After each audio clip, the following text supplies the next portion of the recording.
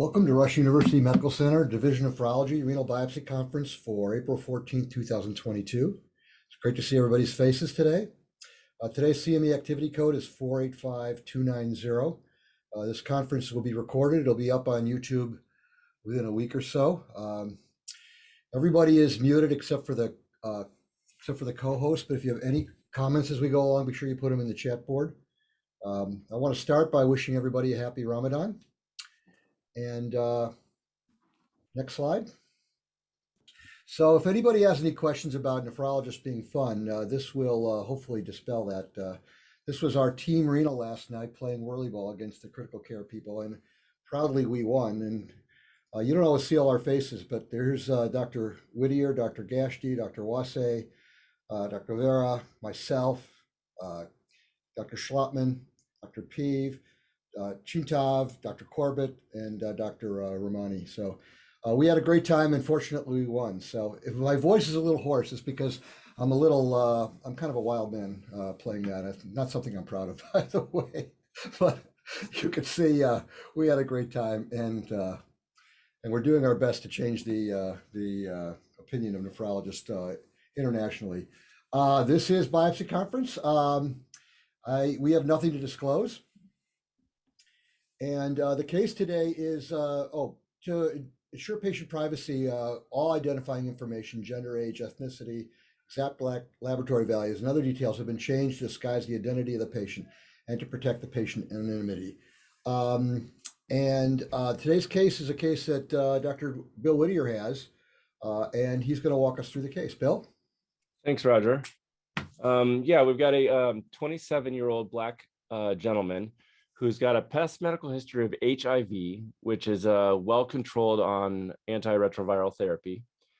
So much so that his CD4 count is normal. He has an undetectable viral load. He's also got GERD and hypertension, and he had donated his kidney to his mother at the age of 21. And he developed HIV about 2 years after, or he required HIV about 2 years after he had donated. So we met him, 7 or 8 years after his donation, when he presented to Rush after he'd had about a 1-month history of chest pain. The last week prior to coming to Rush, he had developed nausea and vomiting with just an inability to take in PO, and he attributed this to his worsening GERD. Over the past couple days, though, he couldn't even take medications by mouth, and he had stopped his antiretroviral therapy as well as his antihypertensive medications due to the vomiting. When he was in the emergency room, he had a pretty severe headache and had been constant. It was diffuse. It wasn't unilateral or anything, and it was non-radiating. He denied any photophobia, any changes in vision, diarrhea, or fevers, and he didn't have any urinary symptoms that he had noted. He gets most of his care at an outside hospital across the street from us. 1 week ago, he was at that hospital for similar symptoms, but he had left against medical advice. At that time, in the emergency room at the other hospital, he was told that he had some kidney issues and that he might need dialysis if things get worse. And so when we met him, we kind of had tried to delve into old records from way back when, and we found out that about 6 months ago, his creatinine was 1.5. We couldn't get records prior to that. About 1 month ago, his creatinine was 3.2, and a week ago when he had left the other hospital, AMA, he was at 8.3 when they told him that he may need dialysis soon. We didn't have any prior urinalysis records. We couldn't find any available urine tests. So in the emergency room at Rush, he was very hypertensive at 255 over 167. His potassium was 2.7, his creatinine was 11, and again, 1 week ago it was 8. He was admitted to the cardiac intensive care unit for a nicardipine drip. So his past medical history and surgical history is that he, about 6 years ago, had donated his kidney to his mother. He then was diagnosed with HIV, 2 years after that, so about 5 years ago. So that's a little mistype there. He was diagnosed with HIV 5 years ago. He was diagnosed with hypertension also 5 years ago, and he also has GERD. Social history, there's nothing really significant. Family history, his mother has end-stage renal disease. It was an unknown cause.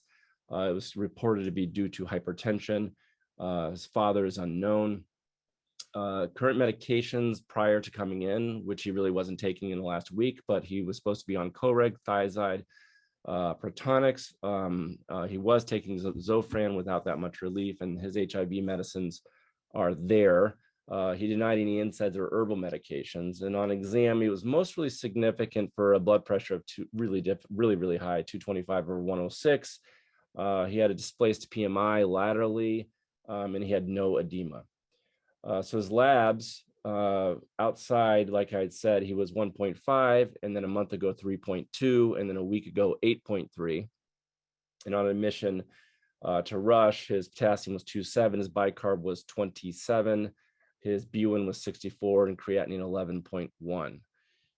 Albumin 4.1, and his he did not have a transaminitis. His LDH was slightly elevated at 320, about double, and his haptoglobin was low, less than 10. The reference range is 30 to 60 there. His CBC showed an anemia, and he was microcytic. His platelets were 152. He had moderate schistocytes. I was able to find that his platelets at the other hospital a week ago were 280. His serologic workup for lupus, including an ANA double-stranded DNA and complements, were normal. A serum and urine immunofixation was done, and he had a monoclonal IgG lambda in both the serum and the urine, and his serum free light ratio is there at 2.2. So his HIV, of course, was detected, but his antibody was detected, but his viral load was undetectable, and his CD4 count was excellent. Hepatitis panel was negative, and his COVID was negative. His urinalysis had 4+ protein, 3+ blood, 20 red cells, and 0 to 5 white cells. He had 4.6 grams of protein by ratio and 3.5 grams of albumin by ratio. An ultrasound with Doppler showed that he had no renal artery stenosis. He, of course, had his surgical left nephrectomy, and his right kidney was 14 centimeters with an increased echogenicity and no hydronephrosis. So we performed a percutaneous renal biopsy. Hey, Bill, before we talk about it, what were your thoughts about the solitary kidney? You did it yourself?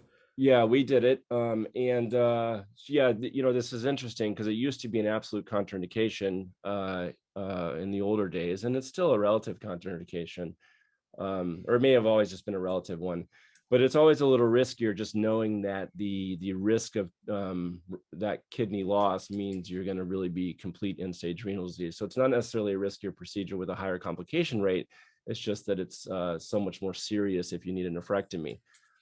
So it really should be done by experienced operators and make sure that we're doing it with all the appropriate risks and benefits. And my idea is sort of, if they're going to be an end-stage renal disease anyway, which is really why you're doing a biopsy to prevent end-stage renal disease, then I think that the risk is worth it. And I think that there's some data, mostly small cohort studies, that have shown that it still can be safely done in experienced hands. I think a caveat has to be, though, that you have to make sure that their clotting factors and everything are adequate. And I would assume that you want to make sure that this guy's blood pressure is under good control before you do the biopsy. Yeah, I think controlling blood pressure is sensible. Obviously, the coagulation profile should be as normal as possible. Although it hasn't been shown that it's a modifiable risk factor, but that's sort of hard to prove. Yeah, I mean, the concern is you have to do a nephrectomy, and I can tell you in 35 years of practice, we have an occasional embolectomy of a vessel that won't bleed, but I've never, I think IR has gotten so, at least in our hands, has gotten so great and available and rapidly available that a nephrectomy is pretty much not on the table, and I think that changes the approach too. I don't know if you agree with me, but. So, Bill, a couple questions. Sure. Do we happen to know this patient's birth weight? I don't know his weight, but we were able to get the fact that he was full term or delivered around, I think he was around 38 weeks, but we don't know his actual weight. Yeah, it's a good point. It's a good point. I think birth weight is probably more important, but I think there is some inference that he probably was not at least premature, which might be relevant in this case. Do we have an ANCA or a GBM, anti-GBM? No. Neither. Okay. Any other questions? Yeah, did anybody look in his eyes to see if he had papilledema? I did not. So, Dr. Gashti, you want to walk us through this case? Yes, sure. So we have a lot going on here. This young gentleman who gave a kidney to his mom a few years ago is now essentially having, hopefully not ESRD, but having pretty severe AKI and maybe using, maybe approaching dialysis or at the point of needing dialysis. But there are about 3 or 4 different areas where you can approach this. One is he's got a solitary kidney. He's got a family history of ESRD in his mom, and now he has this AKI. And so is that related? So in other words, could he have an APOL1 and now that, he had a second hit, APOL1 being the first and the donation would be the second hit. Now he's got some kind of a GN or, collapsing FSGS or something that's now causing this nephrotic syndrome and AKI. So that's sort of one angle to look at it. The HIV is also interesting. We know that if you control the HIV, the likelihood of having HIVAN is less, but just the presence of HIV in somebody who is already compromised and having one kidney and having such significant uncontrolled hypertension. So again, the lesion for that would be a collapsing FSGS, but we do also see some other lesions like GNs, like IgA, MPGN, or just an immune complex mediated GN in the setting of HIV. So then there's the sort of the category of HIV as kind of approaching the case. The third category is his blood pressure is 225, whether that's the sequelae of having this AKI, or this is this came before the AKI. But if you kind of take a look at that, if anybody presents with a blood pressure of 220 and AKI, you have to think about TMA as a result of uncontrolled hypertension. And so the LDH and the hapto are there, and they do support, and platelets, I don't know what his baseline is, but there's moderate schistocytes, a relatively low platelet count, not terrible, but low, and low hapto. So TMA is definitely on the differential secondary to hypertension. So that's the third category. And then there's this monoclonal IgG lambda, just to kind of make things a little more interesting. The ratio is a normal.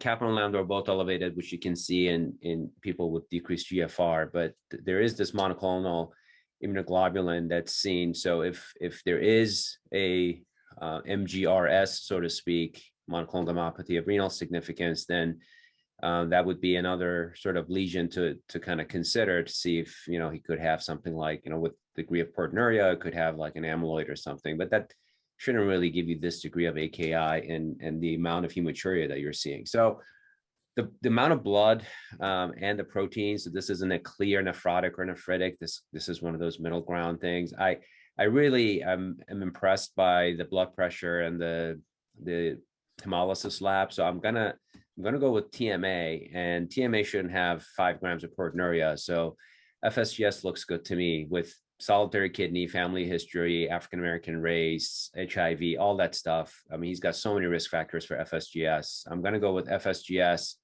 for the protein, and then maybe TMA for his, because of the hypertension. And all the other stuff that I mentioned with immune complex GN and all that other stuff is still on the table. So his kidney, he's got a solitary kidney. It's a little big. Can I talk you into anything monoclonal related? Well, I mean, he's got a solitary kidney that's big, so that's compensatory hypertrophy, right? So you could be that, or he could have HIV, can give you a large kidney. I mean, the differential diagnosis for an enlarged kidney would be diabetes, HIV, infiltrative diseases like, amyloid or lymphoma or something like that. Or, in this particular case, just compensation for being a solitary kidney. So I think all of that could be the case, but I think if he donated a kidney 10 years ago and the kidney looks a little big, I think that's just compensation, but I could be wrong. Yeah, I think it's a good point. They don't get quite as big when you donate it older, but it's certainly within with a very good explanation, probably more likely than a monoclonal gammopathy related for the reasons you pointed out. I want to point out something on the electrolytes here that it's not diagnostic for anything specific, but for people, when people show up with that kind of hypertension, and you see that degree of renal failure, and see a potassium of 2.7, and possibly even the bicarb of 27, that's highly unusual. And but we've seen it a lot. It's described. It's part of the pathophysiology of acute renal failure associated with malignant hypertension, that you get, along with the high blood pressure, you get renal vasospasm, and renin and aldo gets markedly turned on. And apparently there's enough of a GFR that the aldo can excrete potassium.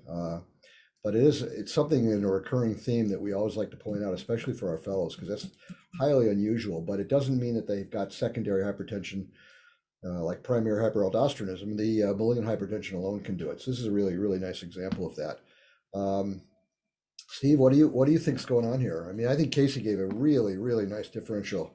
No, I couldn't agree more. I think he covered it all. I mean, I just a couple comments. I think, you can occasionally see nephrotic range proteinuria in patients that have malignant hypertension or severe hypertension like this. Not always, but it's definitely been reported.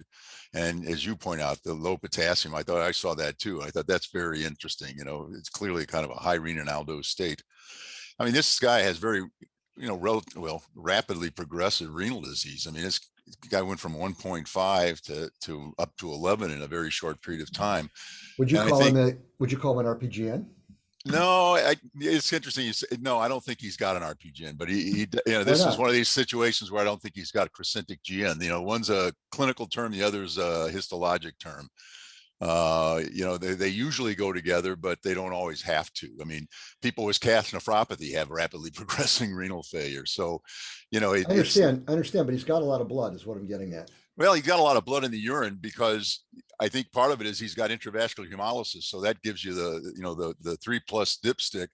He's got greater than 20 red cells. I mean, you can see that with IgA nephropathy. I don't know that necessarily means he's got RPGN, but you're right. I mean, I think this could be related to the TMA from his hypertension as much as anything.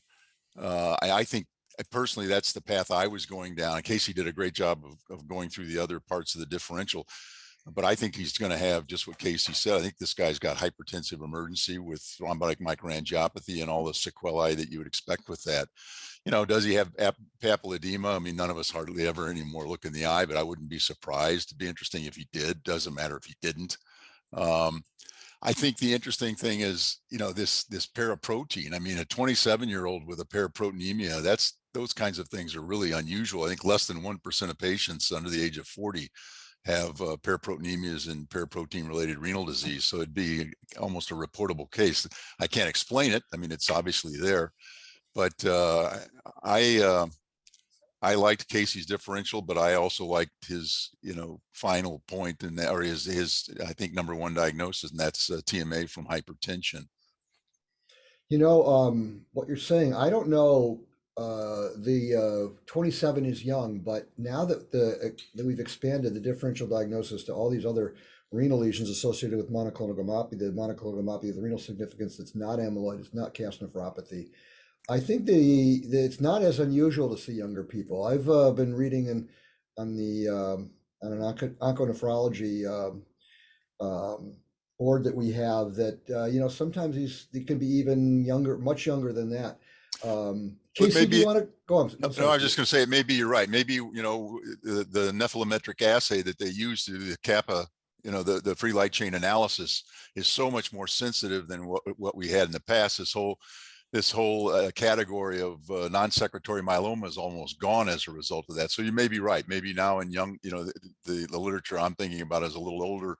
And now in younger, with the more sensitive assays, they're picking up people that have paraproteins and without necessarily having any problems, right? I mean, it may be. No, but I'm saying they do have a problem. I'm saying that there are monoclonal gammopathy of renal significance is now being found in much younger patients because of our ability to pick these things up and then look for it. Casey, you want to comment on that?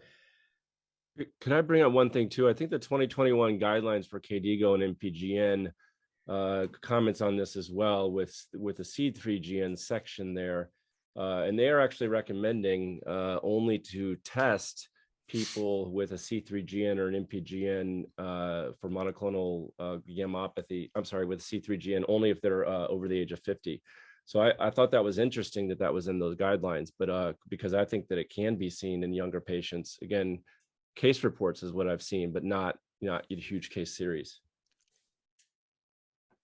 Yeah, also, I mean, it was mentioned in the chat that patients with HIV also have a higher incidence of having monoclonal gammopathy, and then that actually goes away when you treat their HIV disease. So he's in a treated HIV, and that's part of the kind of mystery of this, is that, you know, even though he has this label of HIV, it seems like, you know, once your viral load is undetectable, those risks go way down. And so I'm not really sure if this monoclonal IgG lambda is HIV related or this is an independent thing. I don't think we can really figure that out, but I guess that's why you do the biopsy. I thought with HIV it was polyclonal. Do they also have? I didn't know that. They also have an increased incidence of monoclonal gammopathies as well. Yes, they do. Okay, more than the general population. Yeah. Okay, I didn't know that. Thanks. Yeah, but the more common lesion is polyclonal. You're right about that. I mean, it's kind of a immune complex, generalized immune complex disease. Steve, what do you think about his lack of edema and albumin of 4, yet he's got 4.5 grams of protein and almost over, and he's nephrotic albuminuria as well? Is that No, it's interesting. Diagnostically at all? You know, I don't know how much urine he was making at the time of the urine protein creatinine ratio. It may have been this was a spot urine on somebody who's oliguric or making very little urine. It is interesting. You know, I mean, it definitely doesn't go. I mean, he's got nephrotic range proteinuria, but doesn't have nephrotic syndrome. I mean, we talk about this all the time in people that have secondary forms of FSGS or other form or secondary forms. Well, it's usually FSGS, but it is interesting. I don't know how else to explain it. I mean, I'm just assuming the creatinine of 11, and you'll have to tell me, was he making much urine? He was not oliguric. Yeah. Yeah. Go ahead. I'm sorry. When he was at the other, I'm sorry. When he was at the hospital, I mean, just a week before, his blood pressure was not that high. It was still high, and I think that they were really trying to have him stay, but I think he was so scared that he ended up leaving. But as far as you know, it wasn't like schistocytes, 240 over 140. All I do know that his blood pressure was high there. Maybe it was in the 180s. And I do know that his platelets over there were about 250 or something like that. I remember that they were a lot higher than they were when we got him. We've talked about this, the credibility of using urine for protein creatinine ratio in these patients. You know, creatinine of 11, this guy's, you know, GFR is so low, maybe his urine creatinine is really not that high, and you're just getting an inflated number because you're checking it in a patient who's got a low GFR. But maybe the TMA is driving most of the AKI, and there may be some FSGS or maybe not, but right. I mean, I feel like in somebody in this degree of AKI, you know, is 3.5 grams really 3.5 grams? I'm not really sure. Yeah, and if in terms of like collapsing FSGS, that's on the chat. I mean, this has been going on. A month ago, he presented the albumin of 4.1. I mean, for like a collapsing FSGS after a month, I mean, it's severely nephrotic. The albumin of 4.1 is really good, and so maybe the urine protein creatinine ratios and the albumin creatinine ratio is due to the acute kidney injury. And even though he's not in Europe, like. And we don't know what to make of that, but the albumin of 4.1 is quite surprising and kind of goes more towards more of a secondary process with with the lack of edema. Yeah, a lot of things will give you collapsing lesions. They don't all necessarily imply that you have what we usually refer to as, you know, the FS, you know, the collapsing variant of idiopathic FSGS. I mean, you can see collapsing lesions in a lot of things, even in malignant hypertension occasionally, or, you know, other viral illnesses that without necessarily having nephrotic syndrome. Even hereditary forms of renal disease can do it. So, you know, his course really doesn't seem, you know, we'll see on the biopsy if he has a widespread collapsing lesions, but his presentation really doesn't seem to be that of collapsing FSGS, which is usually pretty profound nephrotic syndrome, along with hypertension and progressive renal disease. And I got the impression from the way Bill was describing is this wasn't a nephrotic syndrome like presentation as much as it was acute renal failure and hypertension. Yeah, I think that's a really good point. I mean, iPhone says screams APOL1 with HIV mediated collapsing glomerulopathies. I think that's, I like the fact that it's screaming something. So I think let's see what the pathology screams. I'm going to spin the wheel.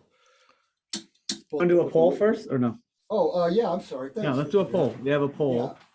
Yeah, we have a poll. I want to see what people think. Thanks, Prayer. You should be able to vote. What do you please think vote. the pathology is going to show? It's an anonymous poll, so you don't have to worry about it. Tell us what you think we're going to see. It's going to be high van. There is some overlap a little bit in some of these, but I mean, what is your primary diagnostic finding here?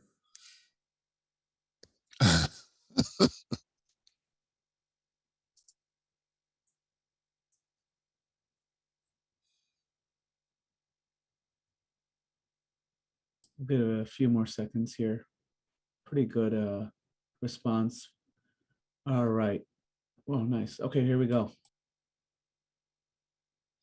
So we've got about 10% each for HIV, for high van and monoclonal gammopathy of renal significance. The majority of people think it's a TMA, and we've got one RPGN. So let's you know what? If people could you put that back, Pravir? Everyone's picture, the screen that way with. I'd love to get a screenshot of everybody. Especially if they turn their videos on. Well, yeah, if you could turn your video on, I'd love to get a big screenshot of everybody today. Don't be shy.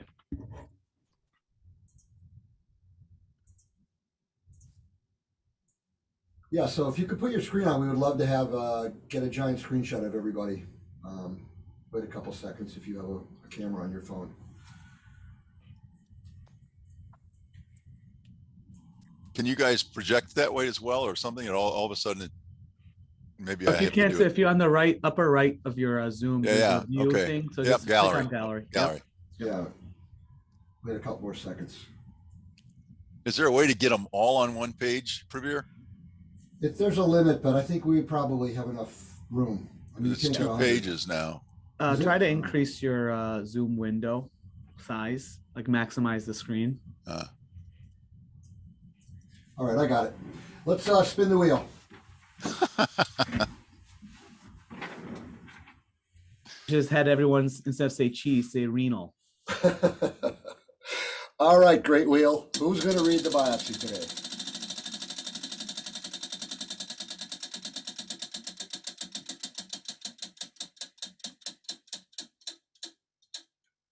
Ah, wild card. I think Dr. Corbett's going to read this biopsy. All right.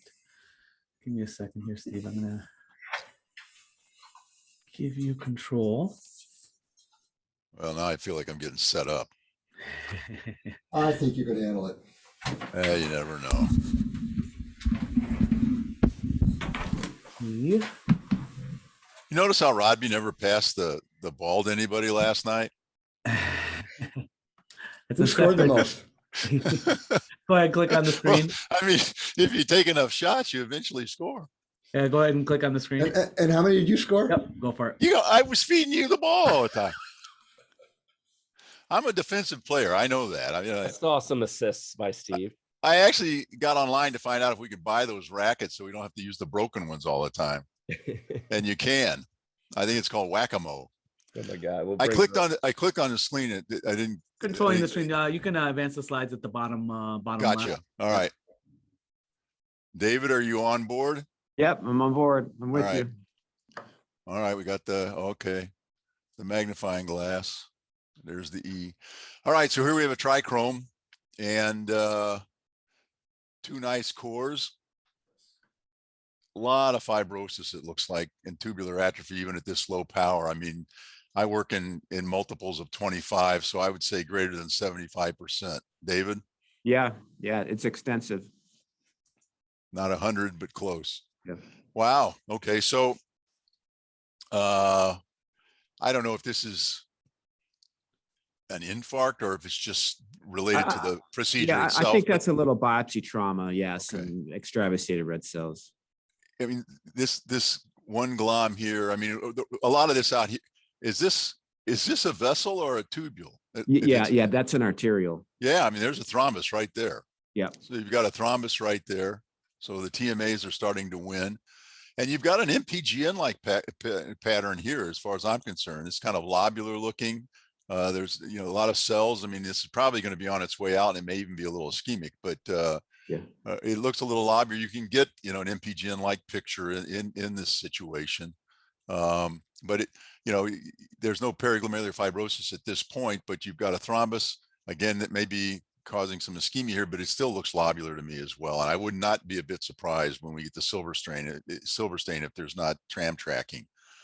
Anything else, Dave? Yeah, no, I just add that the interstitium looks pretty fibrotic, like we saw in the trichrome. Fair enough. Wow. Another one, and kind of in the middle of the slide here is again another thrombotic lesion here. I mean, there's red cells. I assume there's going to be five. It's hard for me to see a tinctorial difference, but I'm sure there's fibril. This is an artery. Yeah, it's a small artery, and you also see schistocytes there. Fragments of red cells. Yeah. Okay. I mean, it's here. They look like they're more intact, but I take your word for it. I don't doubt it one bit. And then you've got again glomerulus here. I think this is glomerulus is just we're kind of cutting it at the top of the ball, if you will, and get the top part of it. Unless you tell me it's something different. No, I agree with you. And it looks ischemic, a lot of space between the tuft and same thing here. I mean, it's all kind of collapsed down. There's no open loops. I think it's starting to scar down as well. And again, the interstitium looks bad. You've got some, I guess, hyaline casts here. Yep. Hey, David, that vessel that has schistocytes in it, is that thrombosed as well? Yeah. That's why we don't see a lumen. It's thrombosed. There's schistocytes. There's a little bit of cellular debris that's thought to be endothelial cells breaking apart. That's an incredible picture. Yeah.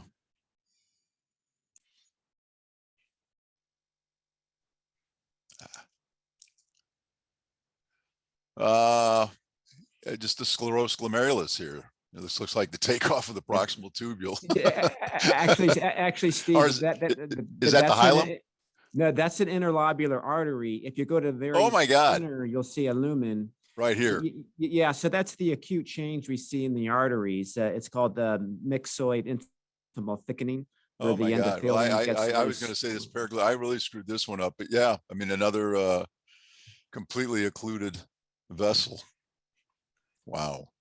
And then out here, I think this is just reaction to all the dropout that you see. Some of this lymphocytic, monocytic infiltrate, and the rest of this in here is scarring with atrophic tubules. Yeah. So actually, coming off that intralobular artery at the bottom is the arterial. Arterial. Yeah. Interesting. Nice picture. It's like onion skinning. Yeah, so this is more of a chronic change in the larger arteries, the concentric lamination causing the onion skinning. This is another vessel, or maybe it's coming off of that vessel, and similar thing. And then what's left part of a glomerulus here. Yeah, so ischemic glom, periglomerular fibrosis, shrinkage of the tuft. I mean, the vascular lesions are definitely the highlight of the whole thing. And here we've got, it looks like an ischemic glom to me. It's all kind of collapsed down. Yep. It's not collapsing glomerulopathy. You don't see a lot of epithelial cell activity. You just basically see collapse. Yeah, a lot of wrinkling, ischemic. And it's thyroidization here. Yeah. And then in comparison, some of the tubules at the top show atrophic changes. Thickening of the base of the tubular basement membranes. Yeah. There was a question about mesangiolisis. I don't know that it might be in here, but I don't really see much of it. Yeah, I haven't seen anything yet. Yeah, right. See those dilated tubules in the setting of HIV?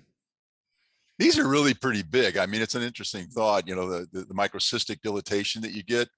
These seem a lot more than microcystic. I don't know, David, what do you think? This to me looks more like kind of chronic thyroidization, but that's a good point. Yeah, I agree. It looks more like chronic thyroidization to me. Yeah, so there, Roger. Yeah.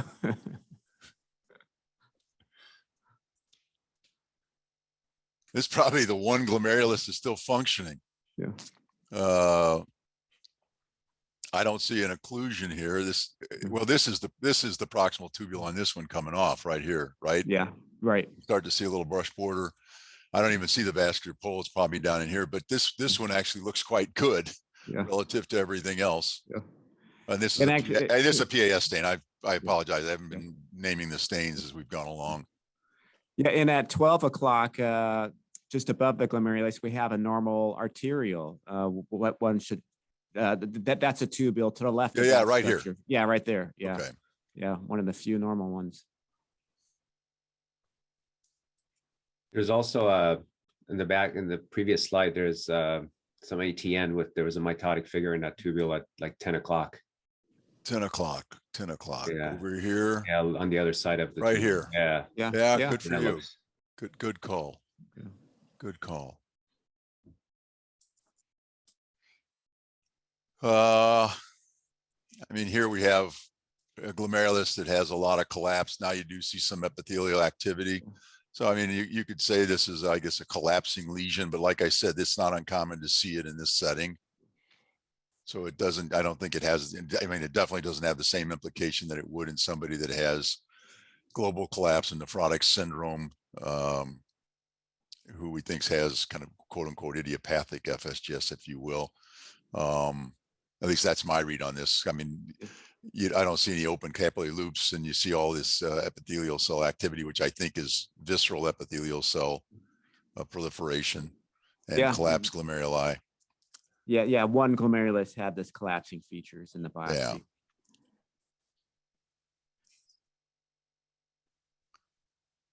Yeah. Have a Jones stain. Interesting. Is it using a different counter stain? Is it usually I thought red instead of this kind of turquoise or whatever it is? Yeah, it's a green counter stain. So you see wrinkling of the basement membrane here, which we'll probably see on EMs, which goes along with kind of ischemia. I don't see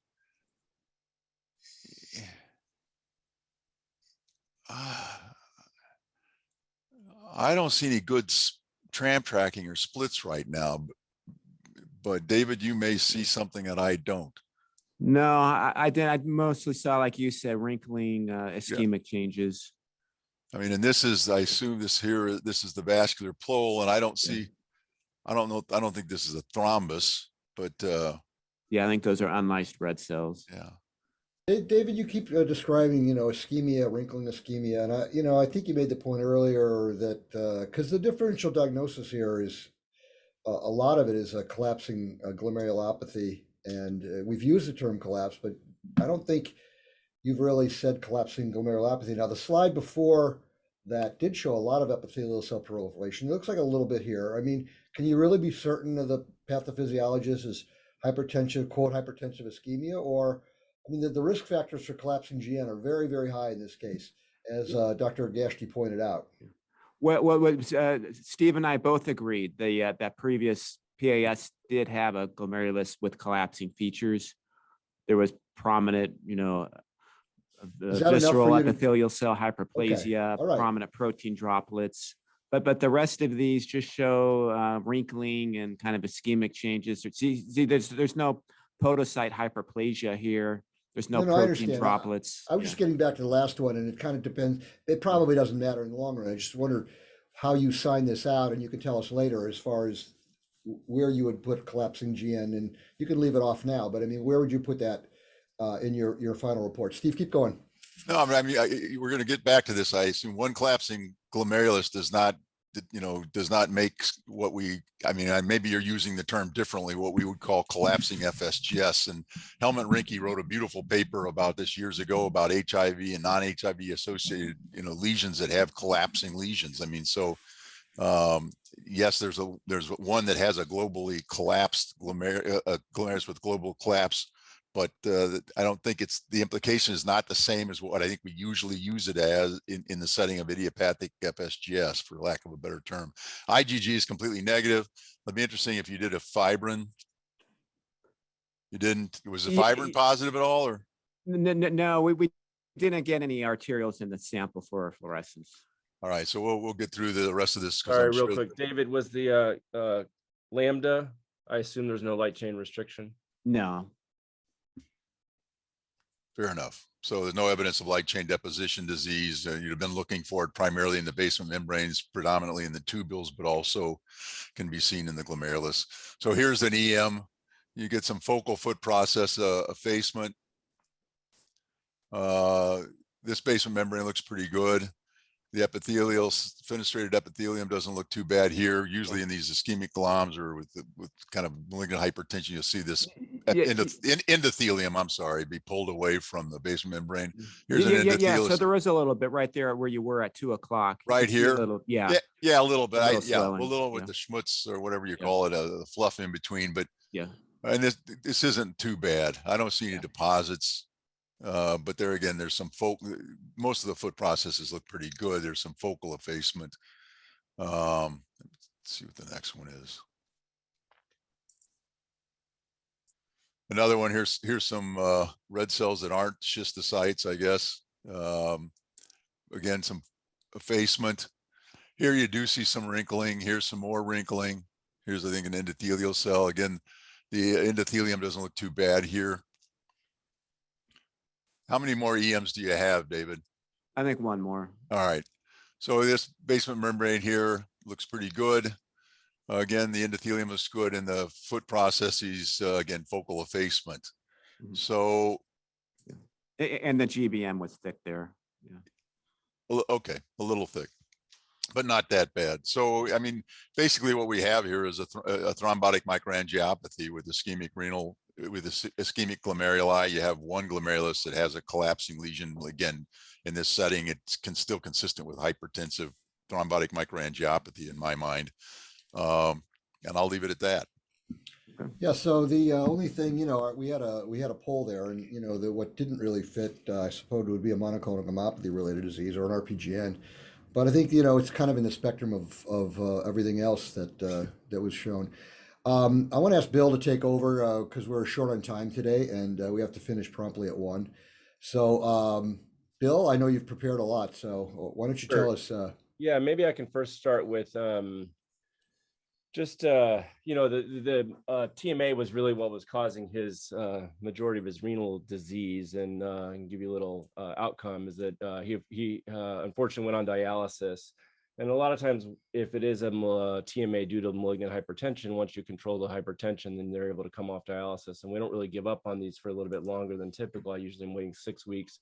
I'm sorry, about 6 months even to see if they maybe come off or get some improvement. But unfortunately, he was not able to have any improvement in his renal function, although his control of blood pressure did lead to control of his extrarenal hemolysis. So once we had him on ACE inhibitors and blood pressure control, his anemia was improved, his thrombocytopenia was improved, his schistocytes went away, and his LDH resolved. During the workup for a TMA, though, of course, you're going to want to rule out TTP, and his ADAM-TS was fine, and you're going to want to look for other causes clinically. And one of the, I think, a commonly overlooked one, although this was mentioned in the chat, is a monoclonal gammopathy can often lead to a TMA. The more I read about monoclonal gammopathies of unknown significance, the more I start to think that they don't exist, meaning there's always some significance to the monoclonal gammopathy. We're just finding more and more about them as we go on. And so this is what the monoclonal gammopathy here, if you can see this on my screen, I hope, is that TMAs with a microangiopathic hemolytic anemia can be in the presence of monoclonal gammopathy, and it can be related to that, and that can act as an autoantibody against a complement regulatory protein. So that monoclonal gammopathy, that lambda, actually most often can be the interference of the factor H or the cause a TMA. And this was the little article that there was actually anti-factor H autoantibodies, and they were in the majority of patients, especially in those who were over 50, were a monoclonal gammopathy was in the adult patients. And so it's something that we don't think about, I think, quite a bit when we're working up our TMA patients, is to make sure that we have sent off serum and urine image fixation. It's possible that his from HIV then led to his TMA, and that's possible. Now, I wasn't able to get his complement pathway antibody analysis. But what I did do is I sent off a genetic analysis for him to the Natera, because as he remained on dialysis, I also wanted to see if he was ApoL1 as well, because he was a donor, of course, and he's African American and he has HIV, and I wanted to see what his ApoL1 status was. And so we sent that off, and of course, this is what it showed for his. When you look at the Natera analysis, that it was essentially negative. But the Natera analysis can be a little tricky, because if you then go down a little bit further here, and hopefully you can see my screen completely, you see that he was actually heterozygote for the G1 allele for ApoL1. And this is possibly what assisted in his contribution to developing end-stage renal disease. And so I wanted to talk a little bit about ApoL1, and just show that in patients of African ancestry, and also it's becoming clear that it's not just purely African ancestry. About 15% of Hispanic population can have this as well. And there's some other populations that can get it as well, probably because of intermixing with African heritage. But this gene really, protects against trypanosomiasis, I think is how you say it, although I may have messed that up. But he had a G1 mutation allele here at the 342. If you remember, his was 342 here, serine to glycine. And so he had a heterozygote for one of the high-risk alleles, and that might have predisposed him to developing end-stage renal disease when he had a second hit of HIV, of donation, and then of malignant hypertension, possibly related. And so the ApoL1 diseases are obviously varied. We don't think about them as much with IgA or diabetic kidney disease, but of course, it's a really, really large effect in people who have HIV-associated nephropathy. And he, again, remember, did have that collapsing glomerulus, which may not be insignificant. So what we were thinking about really was donation. This is going to be what's going to be his ultimate outcome, is he's going to get a kidney. And what I learned also is that in previous donors who go on to develop end-stage renal disease, then their time on the list is much shorter. So instead of waiting your typical 5 to 7 years on average, you actually can get a kidney in about, on average, I think of eight months to a year, which is nice, because they did the ultimate altruistic thing of donating their kidney in the first place. But what talking about ApoL1 on kidney transplant is that really the risk goes along with the kidney. And so the donated person, when he donates that kidney into the recipient, there's a higher risk of the recipient of developing end-stage renal disease. But we also know that in people who have high-risk alleles, if they're donors, that can be enough to be that second hit to tip them over the edge. And so that's really been looked at pretty aggressively. And there's an ongoing trial right now at the NIH, which is looking to define this risk a little bit further. But what has been known for quite some time is that Black men and Black women do have a higher increased risk of developing kidney disease, chronic kidney disease over time in donors compared to non-donors. And also in people who have the high-risk genotype, they have a higher incidence of chronic kidney disease too, compared to those that don't have the high-risk genotype. And this was a study that sort of looked at that by Doshi, and here's a sort of a bigger look into that, where they looked at all the different donors who were African American and just stratified what their renal function was based on their ApoL1 genotype, and found out that those that had the high-risk allele had a much higher incidence of chronic kidney disease, and also had a greater decline in their eGFR over time after donation. And so those are all things to kind of think about with this patient, possibly why he developed end-stage renal disease, and then sort of may affect his mom's overall outcome as well. And also it's something to think about when getting him ready for transplant too. Just as these papers you're quoting, though, generally they have 2 high-risk alleles, right? Or did these have just one? This was, yeah, in this paper, for example, it was 2 high. The APOL high risk was in 2, and the APOL low risk was in 1. And they found that the GFR decline wasn't as great in the lower risk. And they're doing a trial right now, like I said, to try to let's see here, to try to sort this out even sooner. And it's the Apollo study. It's the long-term kidney transplant outcomes with patients who have ApoL1, and they're still recruiting, and hopefully this will give us a greater education as far as APOL risk and transplantation. So, Dr. Salzberg, are you on? Sam? Yeah, I was just unmuting. Yes. Yeah, great, Sam. What do you guys? How do you approach this Rush transplant? So when it first came out, it was very controversial. I think African Americans tend to have difficulty getting living donors. I think there was a lot of concern about, I know discrimination is the right term, or disadvantaging a population that's already disadvantaged based on just kind of preliminary, data. So it was never really mandated as a guideline to check potential donors who for APOL1. I think it's twofold. One is that if it's an APOL1 donor, the recipient doesn't do as one. And number two is that there's a high risk for the donor as well. I think what we've done from a practical point of view, I think as more data comes out to substantiate the APOL1 really is a risk factor in African Americans, and the ability to check for it has become easier. I think we've become more aggressive in checking it. Certainly, if we have an African American whose multiple family members have had, renal failure, usually unknown, certainly if it's FSGS, or the recipient has renal failure for something that smells like APOL1 renal failure, then we'll go ahead and we'll check the donor to see, whether they have APOL1 2 high risk alleles.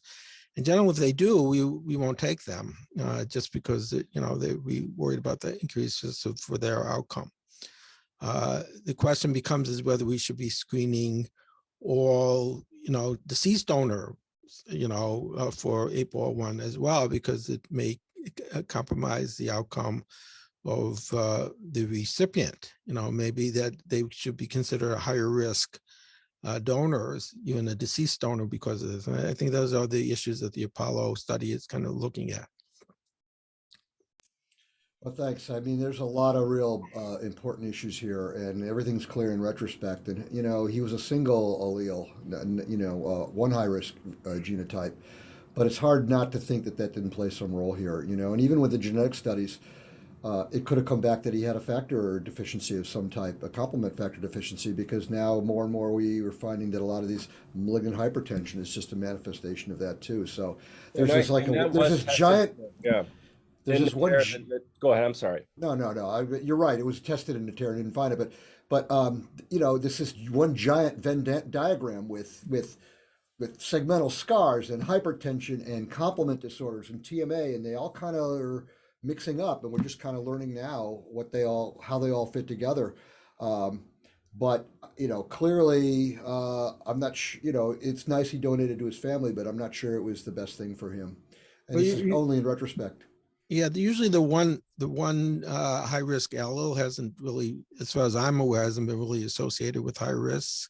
Mm-hmm. Maybe it's lower, and we just can't dissect it out from small data sets. Yeah.